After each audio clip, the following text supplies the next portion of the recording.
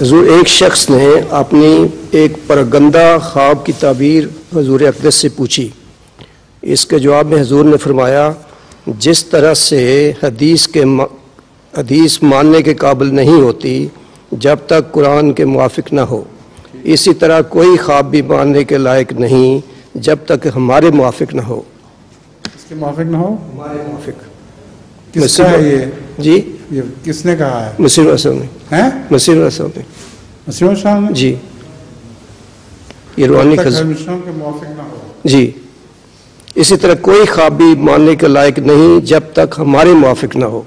تو اس سے کیا مراد ہے؟ اس کا مطلب وہی ہے کہ جو حضرت صلی اللہ علیہ وسلم کا مطلب ہے جی کہ اگر کوئی خواب ایسی ہے جو آن وسلم کے مخالف چلتی ہو یا قرآن کے مخالف جاتی ہو تو وہ ماننے کے لائق نہیں. اسی طرح خواب میں بعض لوگ مسیح علیہ السلام کے متعلق بیہودہ باتیں لکھ دیتے ہیں کہ ہمیں بتایا ہے کہ یہ جھوٹا ہے، نعوذ باللہ من ذالک. تو جو اس کے موافق خواب نہیں ہے، اہل اسلام کے موافق خواب نہیں، وہ رد کرنے کے لائق ہے. آج اٹھا کے ادھر سے ادھر کو رکھ دیا ہے اس کو. امتیاز صاحب اس کو اٹھا کے اس طرف کیوں رکھ دیا گیا ہے؟ مائکرو فون کو پہلے ادھر ہوا کرتا تھا.